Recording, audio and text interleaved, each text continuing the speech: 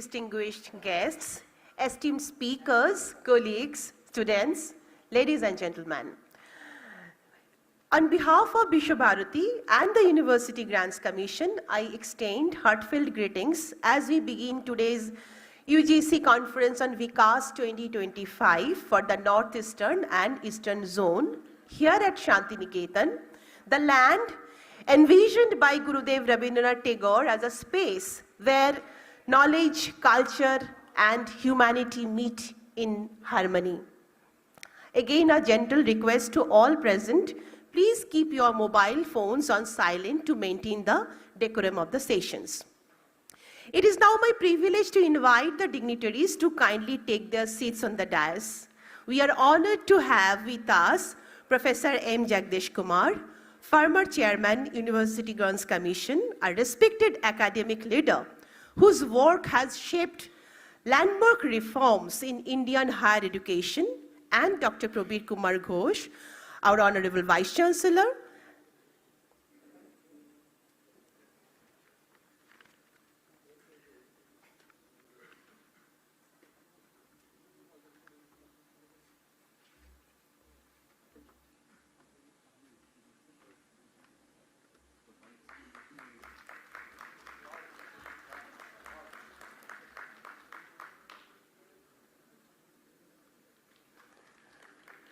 Thank you, sirs.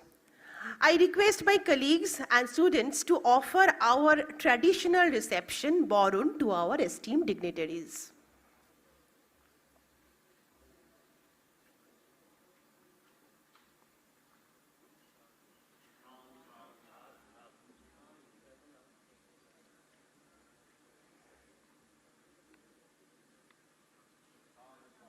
Sadhu, sadhu.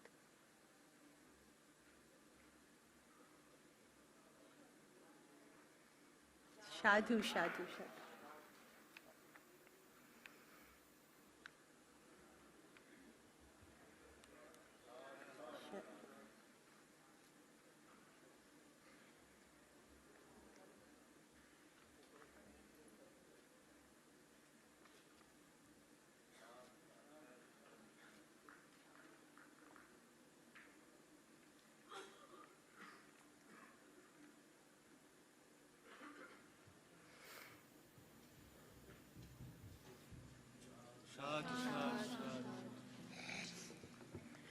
Thank you all.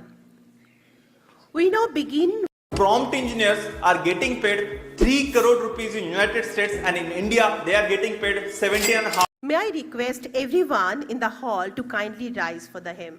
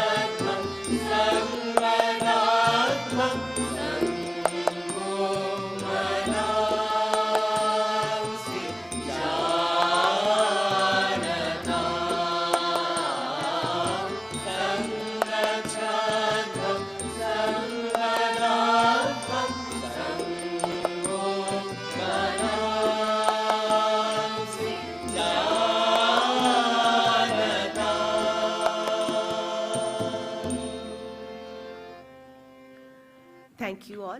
Please be seated. The Sangeet Bhavana ensemble will now offer Rabindra Sangeet.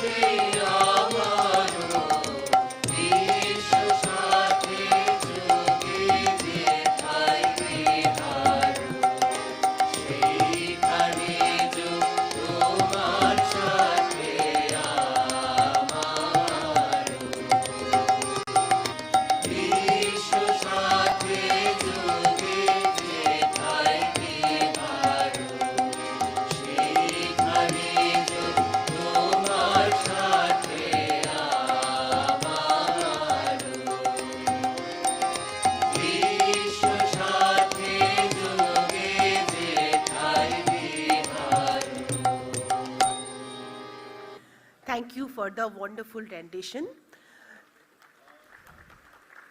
To mark the formal beginning of today's conference, I request the dignitaries on the dais to kindly come forward for the ceremonial lighting of the lamp.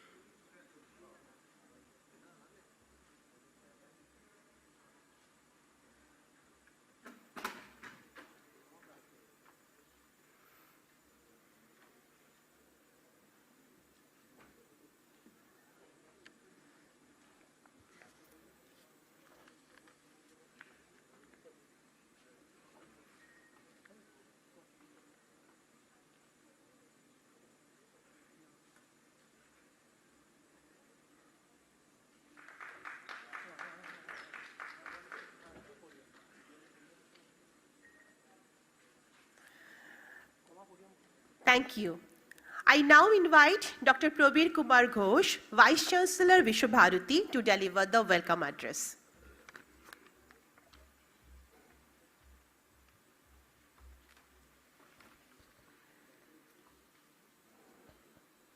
Very good morning to all of you.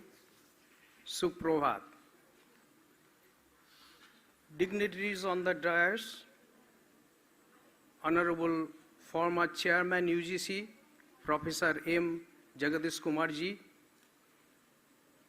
dignitaries of the dais, our speaker, Dr. Nimaljit Singh Khalsi ji, Professor Manish Joshi, Secretary, UGC, Sri Rajiv Dubey ji, Professor Rabindra Kulkarni ji, Honorable VC, Mumbai, other speaker, Dr. Avichal Kapoor ji, all VCs and registrars of different university and colleges, all distinguished participants, industry officials, all my colleagues from Vishwabharati, press and media, ladies and gentlemen. It is indeed a great pleasure for me to warmly welcome you all on behalf of all the staff of Vishwabharati in VIKAS 20225 UGC one-day journal conference being held today at Vishwabharati, a university founded by Gurudev Rabindranath Tagore. I thank UGC Chairman and Secretary for giving us the opportunity to host this mega event and making a good platform to connect all the colleges and university located at Eastern and Northeastern region. At the outset, I strongly believe that all the participants when enter into the Shantiniketan campus, you have a different feelings. This is simply because this is a place which signify abode of peace. This is a place where education meets simplicity. The trees are our classrooms, and also ideas blossoms freely. Now you all are in the campus of a first central university campus of our country. You are in the Institute of National Importance, and also you are in a UNESCO World Heritage Living Site. The legacy of the Vishwabharatian heritage, you know that Tagore himself used to teach under the trees. He himself plowing the field, and also always in a Upasana Mandir with his student in every Wednesday. He made a strong international connectivity, a relationship, cultural relationship, and not less than 38 with country. Now, and some of the picture you are seeing that the Tokyo and China. Now the Vishwabharati legacy, yes, it harnesses the education from nursery to postgraduate. Now Vishwabharati started with the Brahma Vidyalaya in 1901. It established in 1921, and it got recognition as a central university in 1951, and also got a recognition of the UNESCO World Living Heritage Site 2023. At present, we have more than 10,000 students with 456 faculty. The selection is going on the vacant post of about 200 posts. 780 are the non-teaching and administrative staff, and another 700 vacant positions are being filled up. Total, we have a UG and PG department 62, and total program we are running 127. You know the Vishwabharati strength, that we have a world-class faculty, we have a unique cultural hub, we have a standard sports complex with a world-class swimming pool extended to the community service also. And also we have a yoga village extended to the community service. We have a strong research support through 3 centers, and also in agriculture and also science. This is supported by many centers. We have a heritage site, we have a state tourism museum site, we have a 2 hospital, the PM hospital and also the Andrews Hospital, Ayush. We have a performing arts, we have a well-established studio at Vishwabharati, and also craft and design. You know, I strongly believe that this is the university has a strong platform for Indian knowledge system. This is because we have a heritage school with a Tapovan and Gurukul concept of the education. It is totally residential, 100% residential, connecting nature with and also the community. We have another school for a rural place that focusing on skill education for rural India and also modern and self-reliant rural India. It is mostly non-residential. Yes, you know, Vishwabharati is very rich in Indian fine arts. If you find in all buildings, almost many of the important buildings, we have murals and also depicted by the Nandanal Bose. And also we have a Nandan gallery, and also very important, the very old building, the Kalavari, it is made of mud, black, known as a black house. Earlier, it was a hostel for the student. As you know that yesterday you all are witness, we have a strong center for a classical Indian music and dance.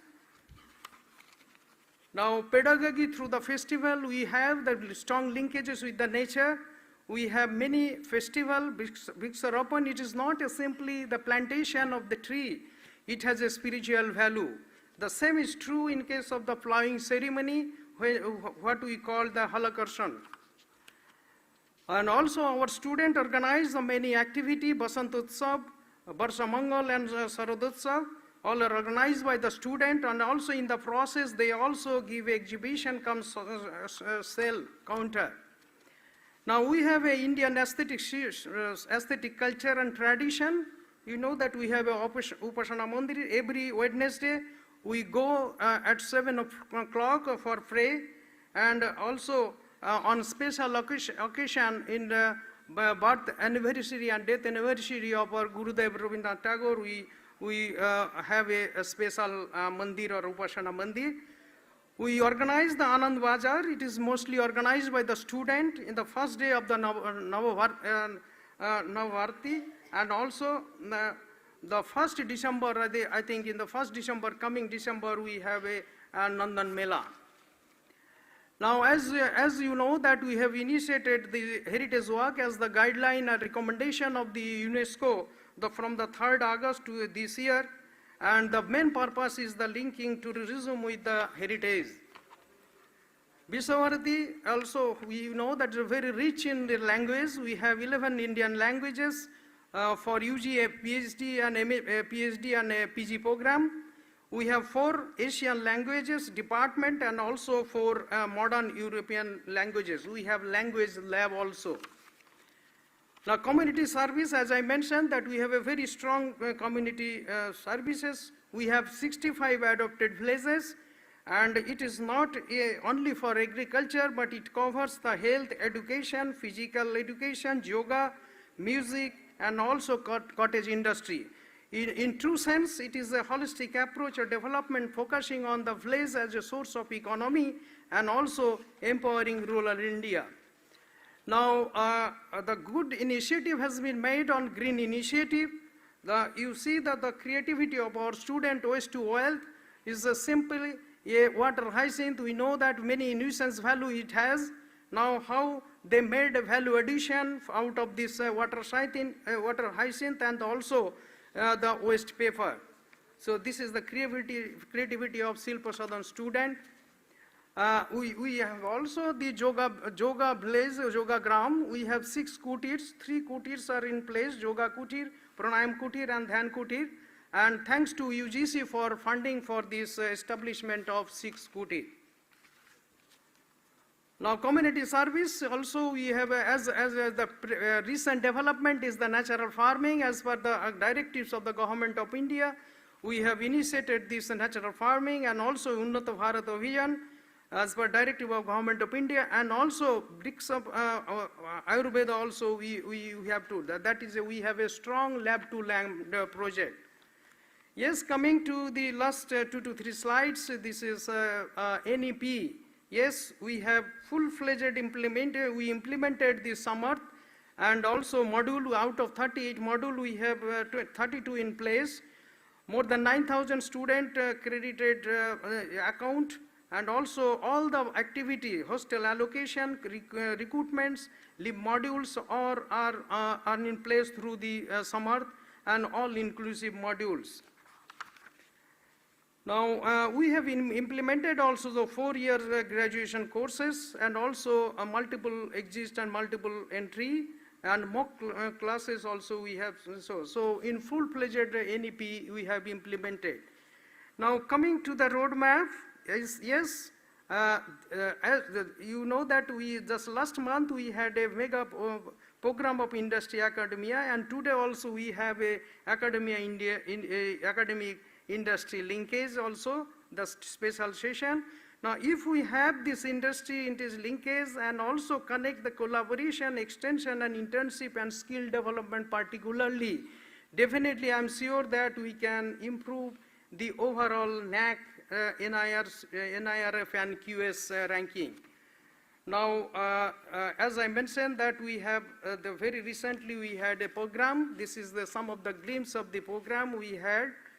Now, I must say that the kind of the legacy and the heritage and cultural relation and best practices we have just now I have shown to you, I am sure that this is a good opportunity for all the participants present here, particularly for Eastern and Northeastern region, to connect Vishwabharati. And this is the platform we are developing today, how to connect the legacy and heritage and cultural relation with the Vishwabharati with the Northeast and Eastern region. Now, I will finish my this speech with the words of Gurudev, and I think it is very well written in your bag. The highest education is that which does not merely give us information, but makes our life in harmony with all existence. Thank you very much.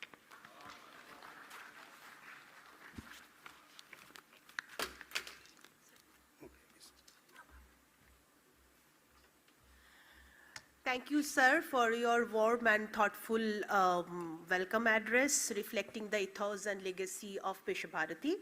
May I now request Professor M. Jagdish Kumar to deliver the opening remarks and outline the objectives of today's conference. Sir.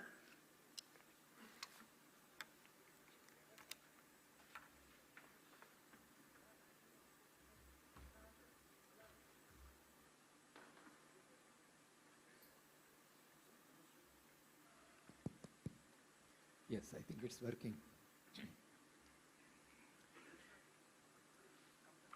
Yes, Professor Ghosh, distinguished speakers, my dear colleagues from Vishwabharati, and the entire Eastern and Northeastern region, my pranams to all of you. Today we are meeting at Vishwabharati, as explained by Professor Ghosh through his beautiful slides. Vishwabharati is a great university of our country. It is a comprehensive university, as you have seen, with so many disciplines being offered and students coming from across the country to study here. As Indians, we are very proud of Vishwabharati, and it has great potential. Friends, let me also thank Professor Ghosh and Vishwabharati for providing us this venue for us to assemble and deliberate on a very, very important reform of NEP 2020.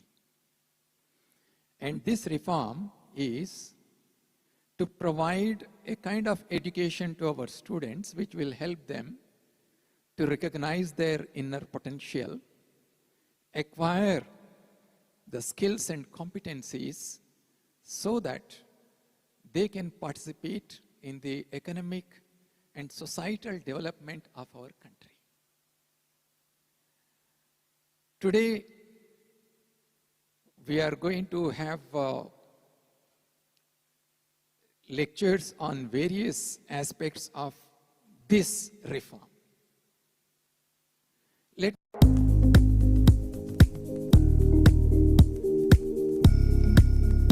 Discussing today about VIKAS, venturing into industry knowledge, apprenticeship and skilling.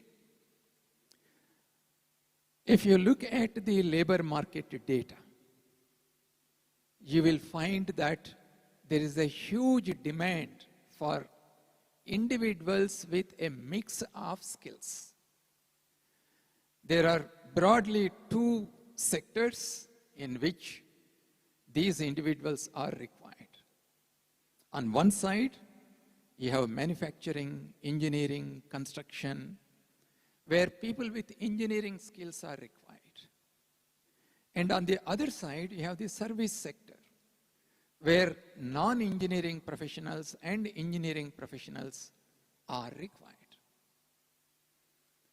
The data says that in next 1 year, there are going to be more than 1 million job opportunities in manufacturing, engineering, and construction. And this is happening because of the rapid digital adaptation and the expansion of the global capacity centers, the fintech, and the increasing consumer demand. And on the other side, if you look at the service sector, in next 1 or 2 years, close to about 45 lakhs of jobs, additional jobs are going to be created. But however, our companies are struggling to find people with the required technical knowledge and the digital skills. Recently, the Ministry of Skill Development and Entrepreneurship, they commissioned a study to see which are the fastest growing areas in our country, which will generate large number of job opportunities.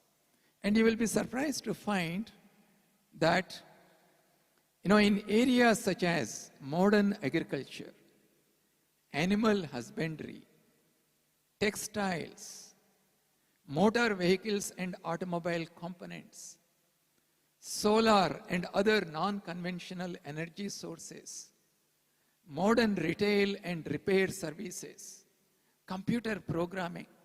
These are the 7 fastest growing areas where lakhs and lakhs of jobs are being generated. Of course, there are various other sectors also. And then there are sunrise sectors, as noted by Niti Aayog, because of the AI getting into healthcare, education, manufacturing, shop floor, and everywhere, there are sunrise sectors also. Now the question for us is, as education is, the kind of education that we are providing, is it preparing our students to seize these newer opportunities that are coming? Unfortunately, out of 4.5 crore students that we have in higher education, nearly 70% of these students, they study BA, BSc, BCom, and my first word, unfortunately, is in this context, that they simply get degrees. And that's a huge number, without any required skills and competencies to prepare themselves for work. The work could be an employment, self-employment, starting an enterprise, becoming a consultant, and so on. This is why we must rework our curriculum, redesign it, so that our students are prepared for work. For how long can we give degrees to our students which are of no use to them. Remember that a large number of our students come from rural backgrounds, socially and economically weaker sections. They have a huge family to support back home. Their first concern is to get ready for work so that they become financially stronger and support their families. Is it not our social responsibility to ensure that the aspirations of this large number of students are fulfilled? And that is possible only when we provide our students multidisciplinary education. And this is possible for you as colleges and universities only when the regulators come up with the frameworks and facilitate this kind of skill education integration in the regular degree programs. And that's the reason why UGC has come up with few frameworks. Number one, how can you integrate skill education as part of the regular degree programs? Even if I am a BA history student, I can major in history, study history deeply, but I can also simultaneously integrate the skill courses as part of my degree program. Number two, UGC has announced what is known as Apprenticeship Embedded Degree Programs. And as part of this scheme, students will have an opportunity to go to an industry and acquire the shop floor experience so that by the time they finish their degree program, they are ready to be absorbed by this industry. But all this can happen only when we create more awareness among our faculty members and institutional leaders. And that's the reason why we are meeting today. May I request one small thing to be done? Don't be shy when I say this, and please try to do that. Can all of you please keep your right hand on your right ear? Please do it. No harm, nothing will happen to you. The reason why I am saying you can remove. Today, whatever deliberations that are going to happen, please don't listen with your left ear and take it out through the right ear. Keep it in your head. Today, we are going to have lectures on national credit framework, on higher education qualification framework. Professor Kalsi will explain to you how certain number of credits can be assigned for skill education and empower our students. And we will also have a presentation by Manish Joshiji on the Apprenticeship Embedded Degree Program. And we will have a lecture by Rajiv Dubeyji on how we can partner with the industry and make them co-designers in our curriculum so that we understand what are the requirements of the industry and incorporate them in our degree programs. Then we will also have a couple of lectures on how successfully these apprenticeship embedded degree programs are already being implemented, and you will hear from there. While talking to some of you, one of you said, "Sir, there are many challenges." Of course there are going to be challenges because our country is such a diverse country, such a huge country, and ours is one of the largest educational system in the world. So when we want to transform this educational system, there are bound to be challenges, and we can overcome those challenges by working together. When I look at you, I see faculty members who are deeply committed to transform our educational system. All of us, we need to work together and empower our young students so that they will work towards the self-reliance of our country, towards making our country a leading nation in the world in technological and scientific innovations, and ultimately realize the dream that we have in our minds of creating Vikasit Bharat by 2047. Enjoy the proceedings throughout the day. In the afternoon, we will also have an open session where you can ask any questions you're afraid to ask, and we will try to provide responses to them and try to remove the doubts from your minds. So with those comments, I would like to conclude here. Thank you very much. Thank you, sir, for your inspiring message and framing the aspirations for today's deliberations. I now invite Professor Amrit Sen, Chairperson organizing Vishwabharati, for delivering vote of thanks. Thank you. Good morning. On behalf of the organizing committee of Vishwabharati, I thank the UGC for choosing Shantiniketan as a venue of VIKAS 2025 for the Eastern and Northeastern zone. I thank Professor M. Jagdish Kumar for his opening remarks, Dr. Nirmaljit Singh Kalsi, Sri Rajiv Dubey, Professor Ravindra Kulkarni, Dr. Jyotirmoy Udgatha, who will address the audience later on. I thank Professor Manish Joshi, Secretary UGC, Dr. Avichal Raj Kapoor, Joint Secretary UGC, and the entire team for their continuous and unstinted liaison with us. Let me also take a moment to thank the members of the press who are present here and who have covered this admirably, the engineering section, the sanitation section, and the coordinator of Bangladesh Bhavan for making this sparkling venue ready for us. Our thanks also to the estate section and the Rabindra Bhavan for the photography and the heritage walk tourism which will take place tomorrow.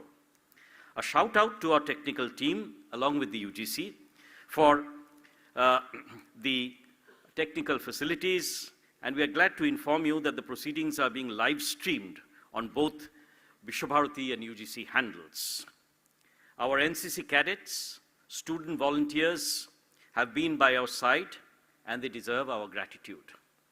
This has been a concerted team effort by colleagues across the university who would also like to acknowledge and thank the inspiring leadership of our Vice Chancellor, Dr. Prabir Kumar Ghosh, who is driving the university forward.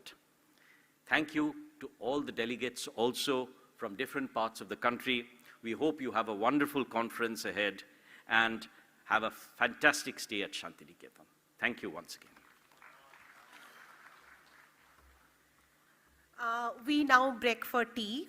May I request everyone to please reassemble here by 10:30 for the academic discussion sessions. And for your convenience, again, the tea has been served outside. And again, I am repeating, the ladies' washrooms are on the left and the gents' washrooms are on the right.